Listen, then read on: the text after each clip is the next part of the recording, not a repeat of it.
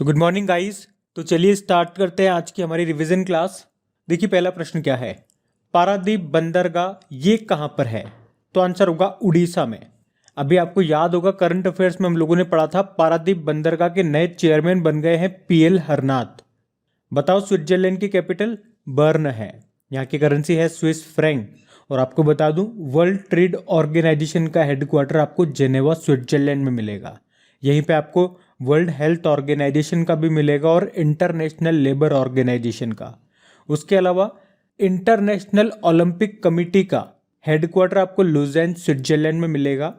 FIFA का headquarter आपको Zurich Switzerland में मिलेगा, ये भी ध्यान रखना। बताइए कौन सा जिला 100% टीकाकरण के दोनों डोज देने वाला देश का पहला जिला बना था? तो आंसर होगा किन्नौर, ये हिमाचल प्रदेश का जिला है। वहीं 100% टीकाकरण करने वाला पहला गांव बना था जम्मू कश्मीर का वेयान गांव। 100% टीकाकरण करने वाला पहला यूनियन टेरिटरी बना था लद्दाख। पहला राज्य बना था हिमाचल प्रदेश पहली डोज लगाने वाला, और पहला शहर बना था भुवनेश्वर। उसके अलावा 2 से 18 वर्ष के बच्चों को टीका देने वाला पहला राज्य बना था देश का तमिलनाडु, और दुनिया का पहला देश बना था क्यूबा। अच्छा बताओ इको ऑस्कर जिसे अर्थ शॉट पुरस्कार भी कहा जाता है, ये किसने जीता? विद्युत मोहन ने।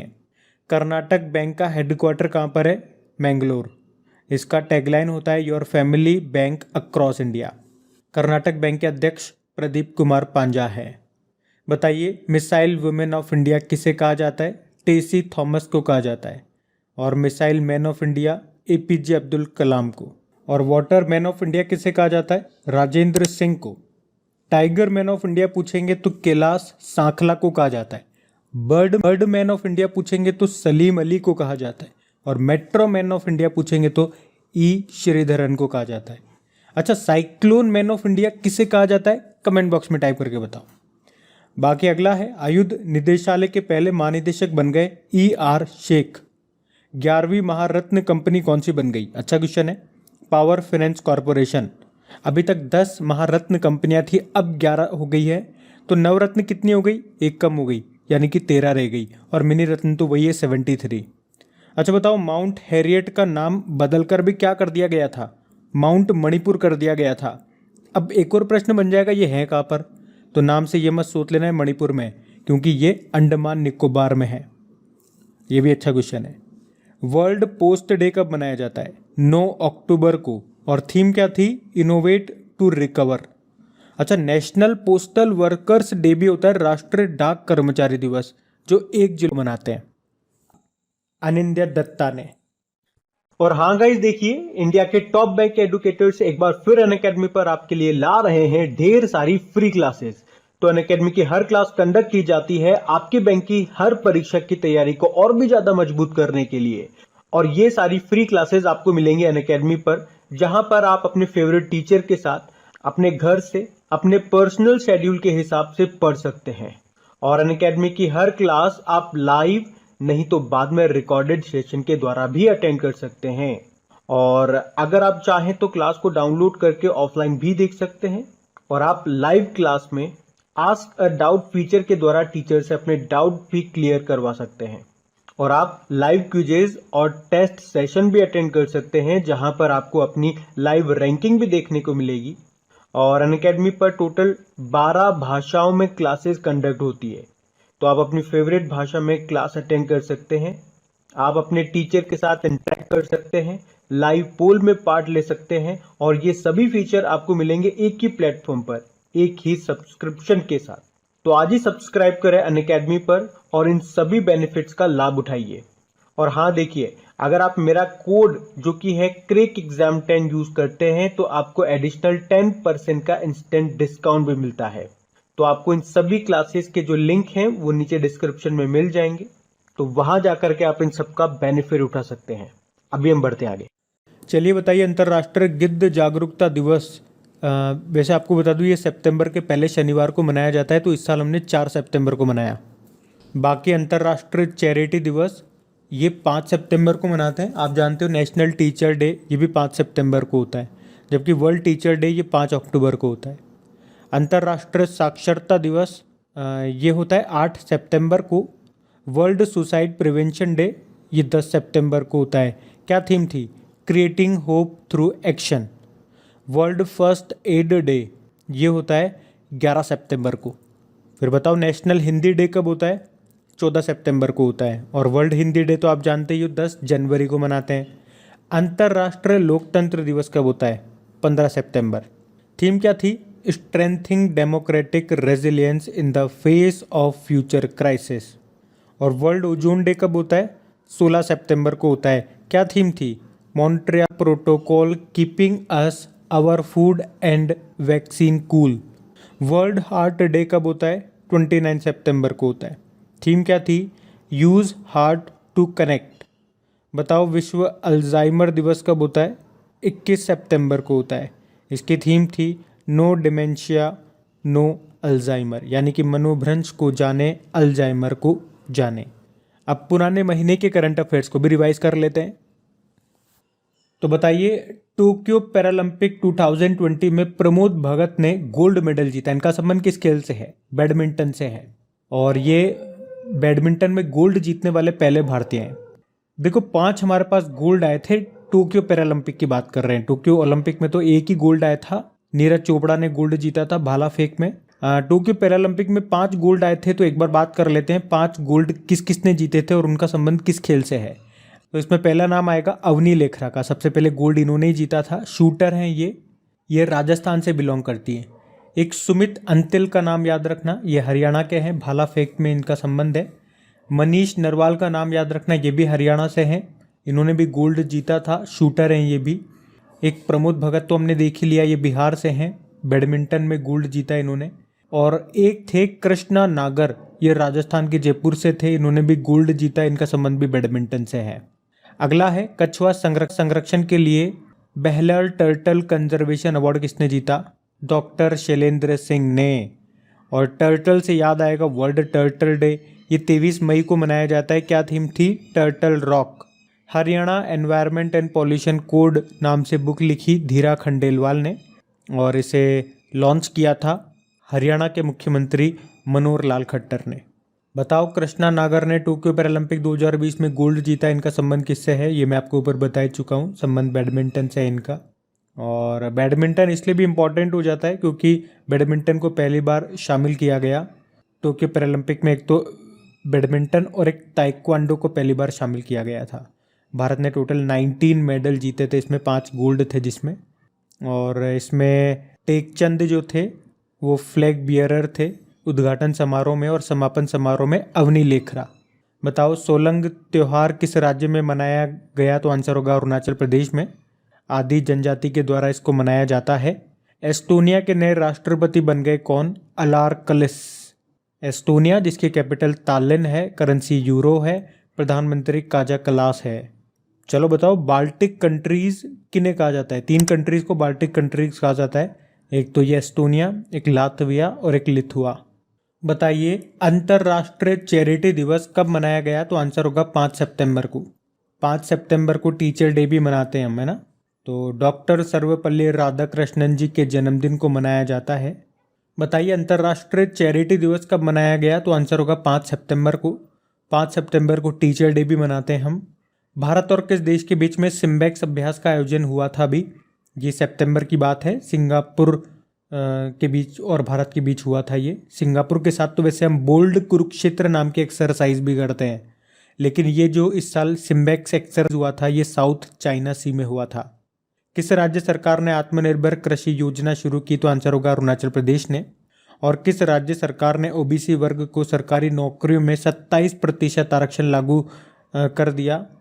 तो आंसर होगा मध्य प्रदेश। और मध्य प्रदेश से आपको याद होगा नेशनल एजुकेशन पॉलिसी को लागू करने वाला ये दूसरा राज्य भी था। पहला कौन सा था? चलिए कमेंट बॉक्स में टाइप करके बताइए, बड़ा सिंपल प्रश्न है। फिर अगला प्रश्न बताइए भारत ने किस देश के साथ ऑस इंडेक्स एक्सरसाइज का आयोजन किया? ऑस्ट्रेलिया के साथ में। ये भी सितंबर में हुआ था। ये एक नेवल एक्सरसाइज है। इसमें भारत की ओर से आईएनएस शिवालिक और आईएनएस कदमत ने हिस्सा लिया था। देखो नाम से ही पता लग रहा है ऑस इंडेक्स, ऑस से ऑस्ट्रेलिया और इंडिया से इंडिया। कहाँ पे हुआ था? ये ऑस्ट्रेलिया में हुआ था। असम के समग्र शिक्षा अभियान का ब्रांड एम्बेसडर बनाया था लवलीना बोरगोहेन को। ये बॉक्सर हैं, टोक्यो ओलंपिक में भी इनका नाम आपने सुना होगा। ब्रोंज जीता था इन्होंने 69 किलोग्राम की कैटेगरी में। और ये किस राज्य से बिलोंग करती है? तो ये असम से ही बिलोंग करती हैं। इसीलिए तो असम के समग्र शिक्षा अभियान का ब्रांड एम्बेसडर बनाया इनको। बताओ प्लास्टिक समझौता शुरू करने वाला पहला एशियाई देश कौन सा बन गया? तो आंसर होगा भारत। और विश्व का पहला देश था यूके। इसका उद्देश्य क्या है? प्लास्टिक को रिसाइकिल किया जाए, रीयूज किया जाए, मतलब वेस्ट कम से कम हो। बताइए आयुष मंत्रालय ने औषधीय पौधे वितरित करने के लिए कौन सा अभियान चलाया? आयुष आपके द्वार। और अ रूड लाइफ नाम की बुक को किसने लिखा? वीर सांघवी ने लिखा। बताइए एशियाई स्क्वैश महासंघ के नए अध्यक्ष कौन बने? तो आंसर होगा साइरस पोंचा। आपको बता दूं ये squash racket federation of India के महासचिव हैं। और एशियाई स्क्वैश महासंघ का हेडक्वार्टर कुआलालंपुर मलेशिया में है, जहां पे बैडमिंटन वर्ल्ड फेडरेशन का भी है। बताओ किसने Dutch Grand Prix formula 1 race को जीता? मैक्स वर्स्टपन ने। रेडबुल के ये ड्राइवर है और नीदरलैंड के रहने वाले हैं। फिर बताइए भारत का पहला डुगोंग संरक्षण रिजर्व स्थापित करने वाला पहला राज्य? तमिलनाडु। कहाँ पे स्थापित किया? पाक खाड़ी में। डुगोंग, जिसको सी काऊ भी कहा जाता है, यह अंडमान निकोबार का राज्य पशु है। और वर्ल्ड डुगोंग डे कब मनाते हैं? 28 मई को। Know your rights and claim a guide for youth नाम की बुक को लिखा एंजेलिना जॉली ने। और इन्होंने गेराल्डिन वॉन ब्यूरेन के साथ मिलकर इसको लिखा। कौन सी बीमा कंपनी एक्साइड लाइफ इंश्योरेंस में 100% हिस्सेदारी का अधिग्रहण करने जा रही है, मतलब खरीद लिया? HDFC लाइफ इंश्योरेंस, जिसकी स्थापना होती है सन 2000 में। मुंबई में हेडक्वार्टर है और CEO विभा पाडलकर हैं। तो गाइज ये था आज का आपका रिवीजन वाला सेशन। तो चलिए कल के करंट अफेयर्स को रिवाइज करते हैं। बताइए किसने बाल शांति पुरस्कार जीता? अभी तो आंसर होगा दो भाई हैं ये, विहान और नव अग्रवाल ने। और शांति से याद आएगा, नोबेल शांति पुरस्कार 2021 का जीता मारिया रेसा और दमित्री मुराटोव ने। फिर बताइए कौन अगले राष्ट्रीय क्रिकेट अकादमी यानी कि नेशनल क्रिकेट अकेडमी के प्रमुख बनेंगे? तो आंसर होगा VVS लक्ष्मण। और ये किनका स्थान लेंगे? राहुल द्रविड़ का। अभी आपको बताएं राहुल द्रविड़ ये रवि शास्त्री की जगह भारतीय टीम के मुख्य कोच बने हैं। अच्छा बताइए किस राज्य ने राज्य तितली के रूप में केसर ए हिंद, जो कि एक बड़ी और चमकीले रंग की तितली है, उसके रूप में राज्य तितली को घोषित कर दिया, मंजूरी दे दी? तो आंसर होगा अरुणाचल प्रदेश। अरुणाचल प्रदेश की कैपिटल ईटानगर है, मुख्यमंत्री हैं पेमा खांडू और गवर्नर है BD मिश्रा। बताइए साहित्य के लिए 2021 का JCB पुरस्कार किसने जीता? M मुकुंदन ने। और मैंने आपको बताया था साहित्य अकादमी पुरस्कार कितनी भाषाओं में दिए जाते हैं? 24 भाषाओं में। और साहित्य का इस बार का नोबेल पुरस्कार किसने जीता? लिटरेचर का अब्दुल रज्जाक गुरनाह ने, तंजानिया के लेखक हैं ये। और ये जो M मुकुंदन है ना, इन्होंने अपनी बुक दिल्ली अ सोलिलोकी के लिए ये JCB पुरस्कार जीता।